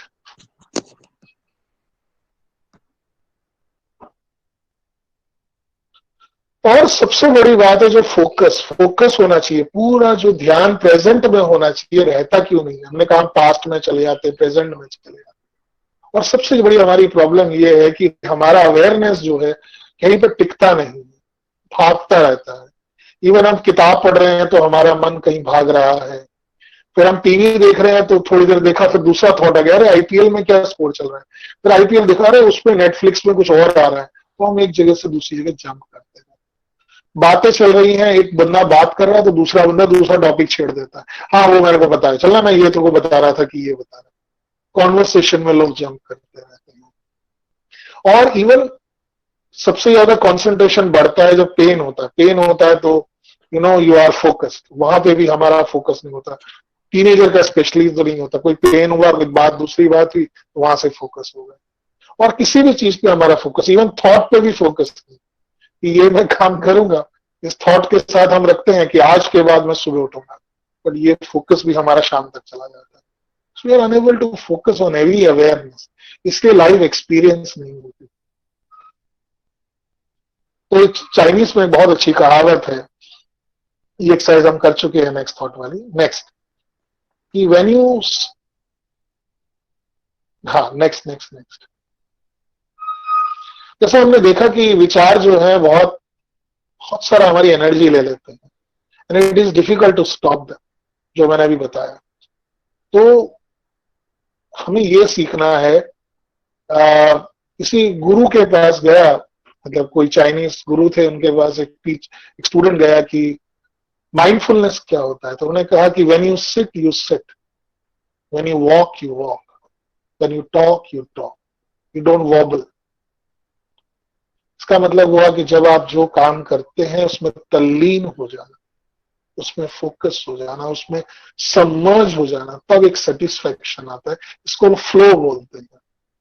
Psychology में एक फ्लो करके वर्ड है, इस पे बहुत रिसर्च हुआ है। एक मिखाइल करके एक ग्रेट साइंटिस्ट है, उन्होंने पे काम किया है। फ्लो करके, फ्लो पे शायद किसी ने वर्कशॉप भी किया होगा। तो फ्लो में आ जाना मतलब आप फ्लो होते रहते हो, आपका मन शरीर उसमें इतना इन्वॉल्व हो जाता है, तो एक नया क्रिएशन होता है, क्रिएटिविटी उभरती है। वो काम बोर नहीं होता, स्ट्रेस नहीं होता, क्योंकि आप फोकस थे। ये बहुत बड़ी कला थी हमारे पूर्वजों में, जो हम खो बैठे हैं। मल्टीटास्किंग के चैंपियन हो गए, पर multitasking will not lead us to very great creativity. This is my sincere belief. Next, और विचारों को हैंडल करना इतना आसान नहीं है। जैसा मैंने कहा, लोग कहते हैं 50,000 विचार, मुझे तो उससे भी ज्यादा लगते हैं। ये आंकड़ा साइकोलॉजिक, आई डोंट बिलीव 50,000 से भी ज्यादा विचार होते होंगे। जैसा मैंने कहा, जब आप फोकस हो जाओगे, चीज पे फोकस हो जाओगे, तो आपकी क्रिएटिविटी इमर्ज होगी, आपके अंदर न्यू आइडियाज आने लगेंगे, नया प्लान्स डेवलप होने लगेंगे। आप ब्रेन का राइट ब्रेन, लेफ्ट ब्रेन दोनों यूज कर पाओगे। ब्रेन का एक प्रिंसिपल है, brain works when it is focused, brain works when it is focused. जब तक आप फोकस नहीं होंगे तब तक ब्रेन डजंट वर्क। समझ आई बात? और जो ब्रेन फोकस नहीं होता वो काम करते हैं, उसको शूद्र कहा जाता है। हम जिसे कहते हैं छोटी जाति वाले लोग, छोटी जाति वाले नहीं, शूद्र का मतलब होता है निम्न स्तर का ब्रेन डेवलपमेंट। मतलब वो काम को जस्ट काम के लिए करता है, उसको कोई इंटरेस्ट नहीं। ये वेरी, ब्राह्मण मतलब जो बेसिकली साइकोलॉजी में ब्राह्मण का अर्थ है जिसका माइंड बॉडी इंटीग्रेटेड हो, जो बुद्ध हो। इसीलिए उसमें क्रिएटिविटी और इंटेलिजेंस सबसे हाई लेवल पे होता है। ये अवस्था है। लोग आज तक कहते रहे जाति, जाति अवस्थाएं हैं। शुद्ध level for unable to focus, and Brahmin level highest level of integration of mind and body. That is the reason they are able to understand Vedas, or they are able to create Vedas और उपनिषद इसीलिए create हुए थे।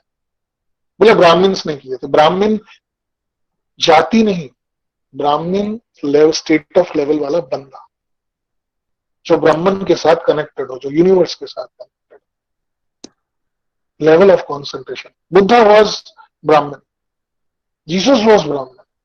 जाति जन्म हुआ था उनका उसमें, शूद्र में जन्म हुआ था, यदि आप जाति में देखें। मतलब कारपेंटर के बेटे थे। कबीर वॉज ब्राह्मण। इंटीग्रेशन ऑफ माइंड, आज उसको लोगों ने जाति में पलट दिया, क्रिएटिविटी खत्म हो गई। चलिए आगे बढ़ते हैं। और ज्यादातर क्या है, ज्यादातर हमारा मन क्या होता है, वही करता है। जैसे मैंने कहा, फ्यूचर के बारे में सोचता है, पूरा दिन हम फ्यूचर में बिताते हैं, वरी करते हैं।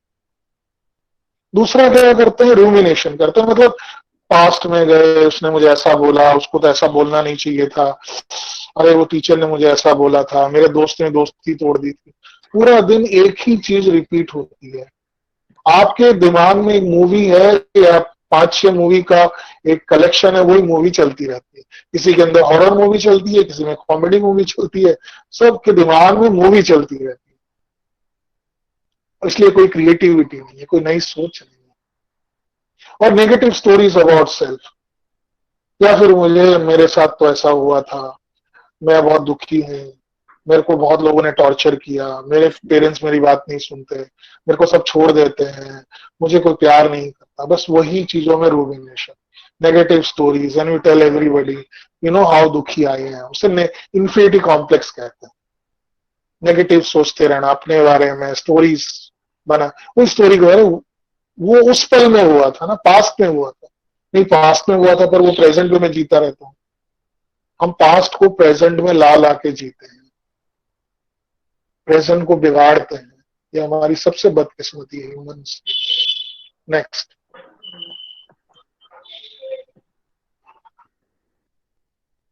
तो माइंडफुलनेस कैसा है, विचारों के कैसे डील करें। विचारों को देखें, उनके साथ लड़ाई ना करें। विचारों के साथ लड़ाई नहीं करनी है। They are like birds flying in the sky. So observe them. They are just like birds flying in the sky. Don't give very big importance. Let them come and let them go. यदि आपने ये 3 चीजें सीख ली गौतम बुद्ध का, और कुछ भी नहीं सीखा, विचारों को देखा, उनको इंपॉर्टेंस नहीं दिया इतना ज्यादा, नेगेटिव है और ये सब है तो, और उन्हें आने दिया और जाने दिया।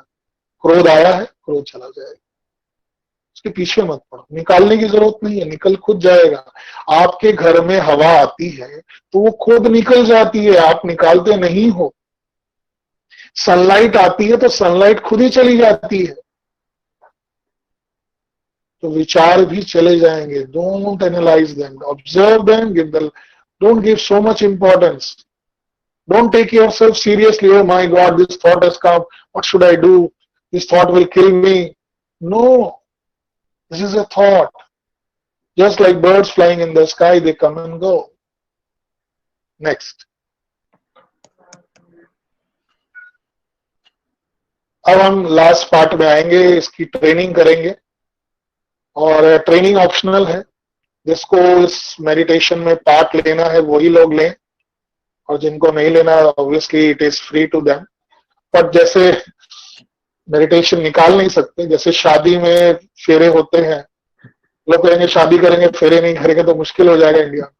और अमेरिका में जाएंगे चर्च में, बोले चर्च में ये जीसस का स्टैचू हटा दो, अभी ये क्या, ये हमें चाहिए नहीं, ये आदमी ऐसा ही पहले मर चुका है और फिर उसके हमारी शादी में क्यों इन्वाइट करें, वो रखना पड़ेगा। तो ये ऑप्शनल है।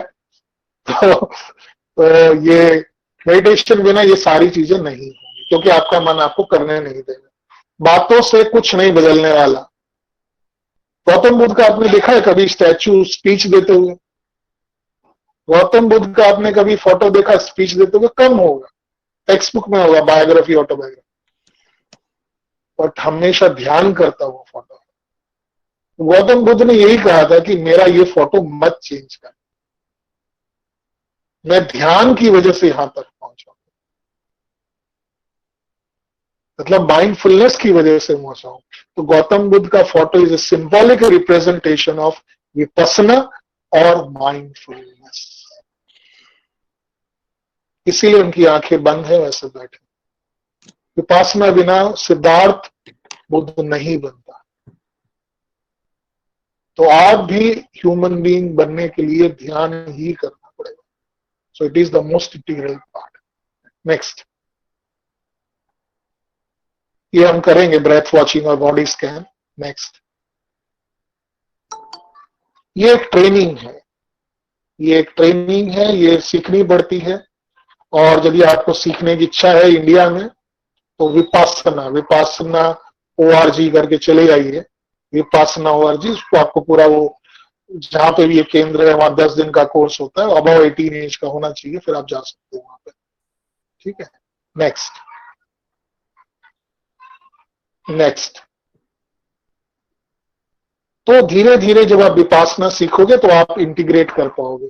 और सबसे बड़ी बात है विपासना की, आप खाते वक्त ध्यान कर सकते हो, आप चलते वक्त ध्यान कर सकते हो, काम करते वक्त ध्यान कर सकते हो, मतलब किसी काम में लीन हो जाना माइंडफुलनेस है। तो ऐसा नहीं कि वो इंडिया वाला सिस्टम कि आप ऐसे मुद्रा में बैठे तो ही ठीक, नहीं तो आप ध्यान नहीं कर, आप चलते फिरते ध्यान कर सकते हो। That is the beauty of mindfulness. Next, छोटी छोटी चीजों पे करो, फिर धीरे धीरे इसको बढ़ाते जाओ।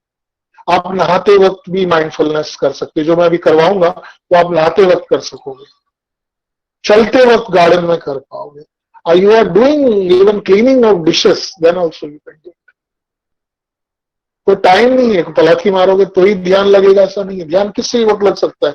Buddha is just awesome, there is nobody like him in teaching of meditation. Next, and be gentle. सबसे बड़ी बात बुद्ध की मुझे बड़ी प्यारी लगती है, बी जेंटल। अपने को फोर्स मत करो, माइंड के साथ लड़ो मत। ठीक है, मेरा मन अभी पढ़ना नहीं चाहता, मेरा मन अभी गुस्सा करना चाहता है, let it do for some time, treat it like a child, it will slowly listen to you, don't fight with it। ठीक है, नेक्स्ट। इससे क्या फायदे होंगे? इससे धीरे धीरे आपका अवेयरनेस बढ़ेगा, मतलब आप बैठे हो तो आपको पता चलेगा कि कौन कौन और बैठा हुआ है। इस ऑब्जर्वेशन बढ़ेगा आपका, कि आप कहीं पे जाओगे तो देखोगे फ्लावर कहां पर है, दरवाजा कहां पर है, रिसेप्शनिंग। You will become like Sherlock Holmes, your awareness will grow, आपका कंसंट्रेशन एक में स्थिर हो जाएगा। शर्लक होम्स की खासियत थी, वो एक टास्क को बहुत देर तक कर सकता था। काल्पनिक कैरेक्टर है पर एग्जांपल दे रहा हूं। माइंड वंडरिंग बंद हो जाएगा, जो आप कहते हो ना હું આ બેસું છું, આ વિચારું છું, જે આવા વિચાર આવે છે, तो धीरे धीरे कम होगा पर होगा जरूर। फिर आपकी वर्किंग मेमोरी इंप्रूव होगी, जब कंसंट्रेशन बढ़ेगा मेमोरी बढ़ेगी। जैसे आपने देखा होगा शर्लक होम्स पे, शर्लक होम्स डिटेल्स में आदमी को याद रखता था कि वो ये कपड़े पहन के आया, ये जूते थे, जूते फटे हुए थे, जूते पर एक दाग लगा हुआ था, एक वो इसका मतलब वो यहाँ चल के आया था, उसने कोट यहाँ रखा था, उसके हाथ से स्मेल आ रही थी, इसका मतलब सिगार पिया था। ये सारी चीजें आपकी मेमोरी बढ़ जाएगी। मतलब जो किताबें आप पढ़ते हो उसको घड़ी घड़ी पढ़ना नहीं पड़ेगा। मेमोरी रिट्राइवल, आपकी मेमोरी इतनी अच्छी हो जाएगी, आप कुछ भी चीजें पुरानी याद कर पाओगे और किताबों में से कोई भी आप एग्जाम में दे पाओगे। कॉग्निटिव फ्लेक्सिबिलिटी मतलब है आप फ्लेक्सिबल हो जाओगे, मतलब नहीं नहीं मेरी बात सही है, मैं ही सही हूं, ये चला जाएगा आपका। ठीक है, let me learn something, you will become very cognitive flexibility. ये बहुत बड़ा अभी रिक्वायरमेंट है वर्ल्ड में। एनहांसेस लर्निंग, आप कोई भी लर्न करना चाहते हैं, चाहे आप साइकिल लर्न करना चाहते हैं, या आप कोडिंग लर्न करना चाहते हैं, या मशीन लर्निंग करना चाहते हैं, या आर्टिफिशियल इंटेलिजेंस लर्न करना चाहते हैं, डीप लर्निंग करना चाहते हैं, so it will enhance any learn. That's the amazing part. और दूसरा, आपका ब्रेन कभी बूढ़ा नहीं होता, उसमें आपको बीमारियां नहीं होगी, कॉग्निटिव बीमारियां जो है अल्जाइमर और ये सब नहीं होती है ऐसा। नेक्स्ट, ठीक है, अभी थैंक्स बोलने से पहले मैं ये ध्यान कराऊंगा। ध्यान जैसा मैंने कहा कि ऑप्शनल है, तो ये इसकी ऑडियो रिकॉर्डिंग मैं भेज दूंगा और हम शुरू करते हैं। जिनको करना है वो करें, जिनको नहीं करना, कोई फास्ट एंड वो नहीं है, वो बाद में विपासना में जाके कर सकते हैं। बट आज जिन लोगों ने मेरे साथ है, मेरे साथ, वो डेफिनेटली हम करते हैं विपासना का अभ्यास। तो आराम से बैठ जाए। I can stop presentation. हाँ जी सर, बंद कर दीजिए। तो शुड वी स्टार्ट? ओके, अब आराम से बैठ जाए और अपने शरीर को एकदम ढीला छोड़ दीजिए, सर से लेकर पांव तक। और जब आपको लगे आपने पूरे शरीर को सर से लेके पांव तक ढीला छोड़ दिया है। धीरे से अपनी आंखों की पलकें बंद कर दीजिए। धीरे से अपनी आंखों की पलकें बंद कर दीजिए और आंखों की पलकों को इतनी ढीली छोड़े कि वो खुल ना सके। Make them so loose and relaxed that they cannot open. Make them so loose and relaxed that they cannot open. अब धीरे धीरे सोचिए कि ये जो आंखों की पलकों में मेरा जो भारीपन है, जिसे हम रिलैक्सेशन कहेंगे, वो धीरे धीरे आपकी आंखों की पलकों से पूरे चेहरे पर, फिर गर्दन, shoulder muscles, right arm, left arm, chest, stomach, upper back, lower legs, thigh muscles, hip muscles, knees, calf muscles and feet। तो पूरे शरीर को सर से लेके पांव तक आप इस रिलैक्सेशन में भीग गए हो। You are just, relaxation is flowing from the top of your head to the tips of your toes. अब शरीर तो शांत हो गया।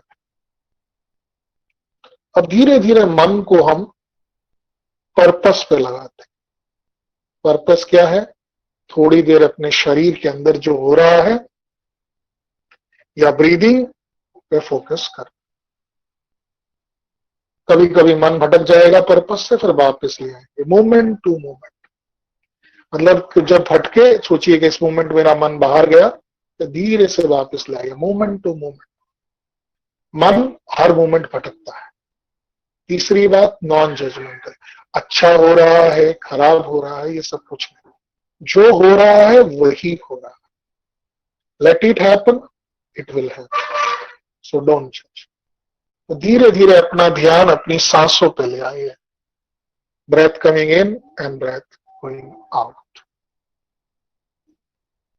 इन and out, which is happening all by itself. Which is happening all by itself. And you are watching it, feeling it, और sensing it. देखिए कि शरीर में प्राण कैसे आते, जैसे प्राण कहते, सांसों को प्राण भी कहा जाता है। जब सांस अंदर जा रही है तो प्राण शक्ति अंदर आती है, नाक से होती हुई, गले से होती हुई आपके लंग्स तक जाती है और आपके फेफड़ों तक भी जाती है, और यही सांस बाहर भी आ रही है, और बीच में ऑक्सीजन और कार्बन डाइऑक्साइड का आदान प्रदान हो रहा है। तो आप सिर्फ देखते रहें कि मेरे शरीर में क्या हो रहा है।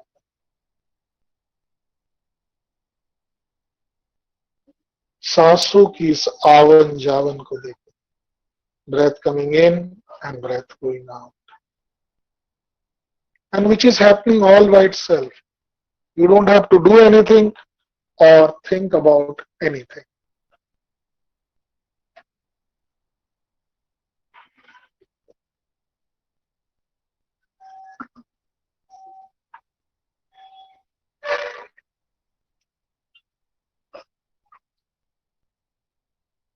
अब जो ध्यान आपने अपने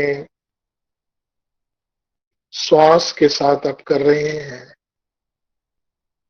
इसको आप शरीर के साथ भी करेंगे। आप अपने शरीर के अंदर ट्रैवल करेंगे। तो सोचिए कि आप अपने शरीर के डिफरेंट पार्ट्स को सिर्फ महसूस करेंगे। ना उन्हें रिलैक्स करना है, कुछ भी नहीं करना है, जस्ट महसूस करना है कि मैं इस पार्ट पे गया, धीरे धीरे मैं इस पार्ट पे गया। ऐसे जैसे आप स्कैन कर रहे हो, उसे बॉडी स्कैन भी कहते हैं। तो स्कैन, जैसे कोई स्कैन का जो कैमरा है वो उस पार्ट पे रहता है, तो धीरे धीरे मूव करता है, जैसे MRI स्कैन। तो धीरे धीरे अपना ध्यान अपने पैरों के पंजों पे ले जाए। और वहां पे जो भी आपको महसूस हो रहा है महसूस कीजिए. Just become aware of your left foot and right foot.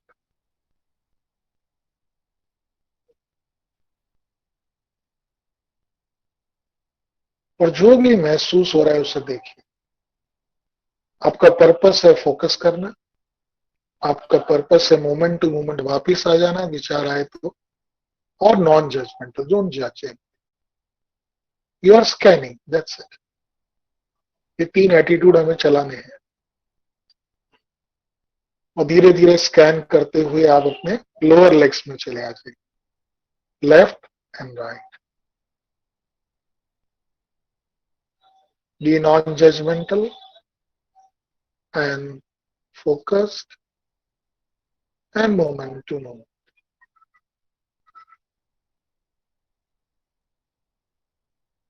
Now become aware of your left knee and right knee.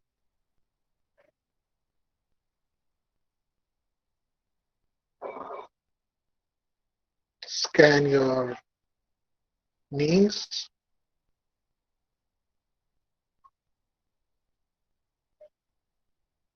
और धीरे धीरे scan your thigh muscles, hip muscles, or become aware of your thigh or hip muscles.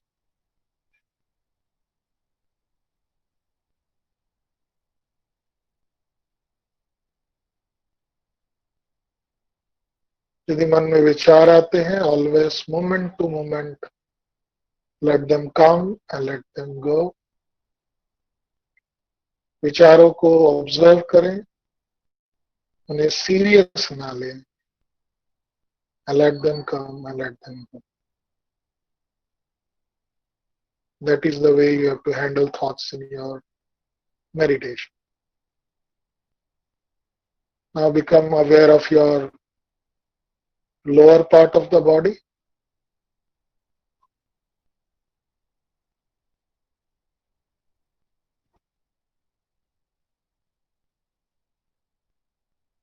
Now become aware of your stomach muscles or abdomen area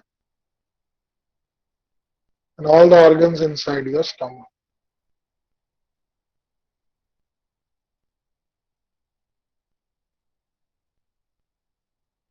Scan those areas. Scan all the organs inside you.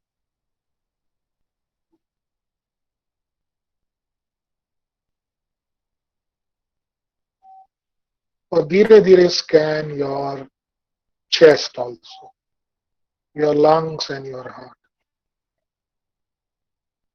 You will think that you can feel your heart beating and lungs expanding and contracting. These two organs are working continuously. So just become aware of them, scan them, observe them moment to moment with no judgment. Just watching what is happening inside my body.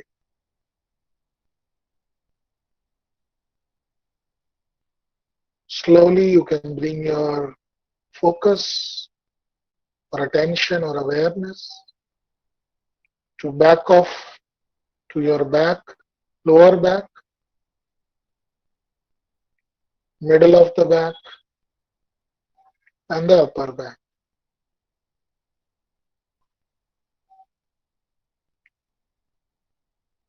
कमर और पीठ को महसूस करें और बीच में spinal cord है उसे भी महसूस करें.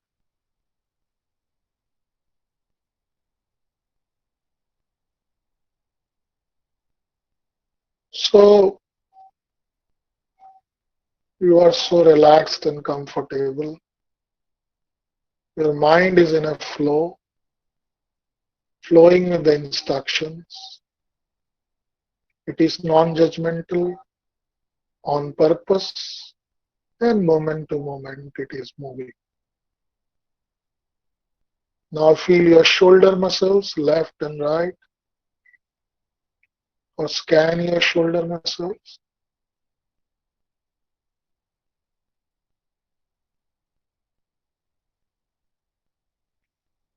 Scan your left arm,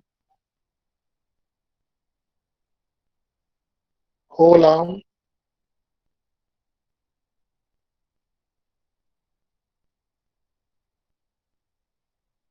Scan your right arm,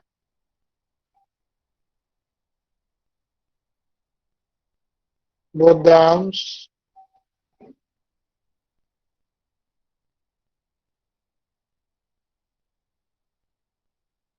Scan your throat.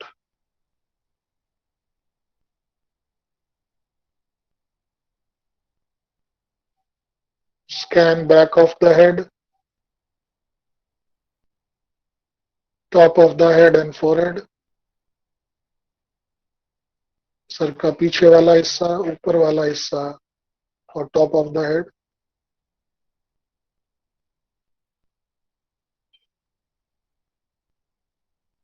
फिर आपका forehead scan, right I, left I, left ear, right year, left nostril, right nostril, right cheek, left cheek,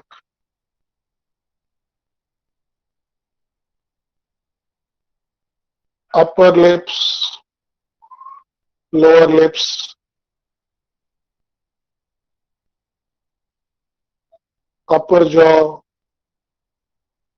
lower jaw, chin, and the throat.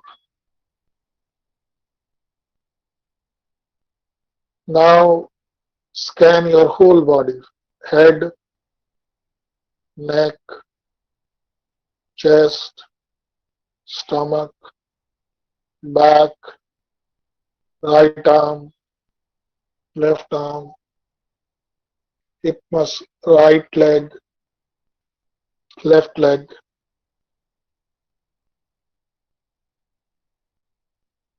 And थोड़ी देर के लिए आप चुपचाप बैठे रहें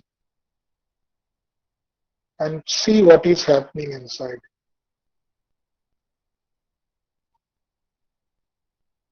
Just observe what is happening inside you. I'll be quiet for 30 seconds.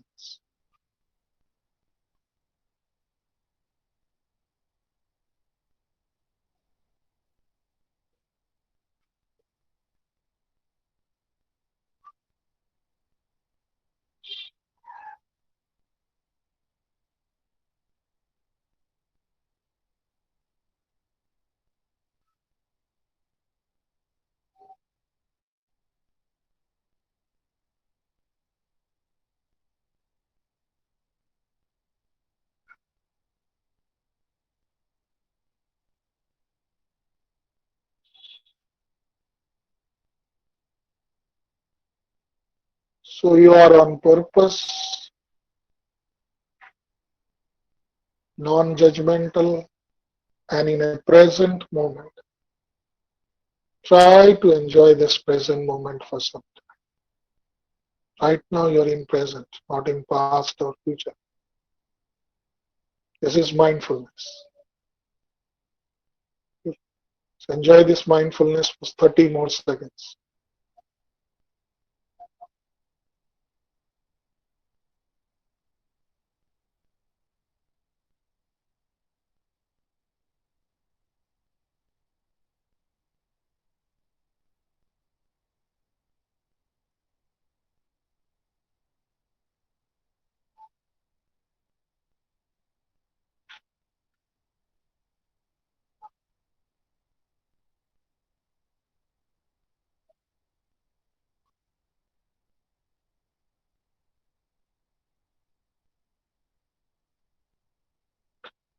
Okay.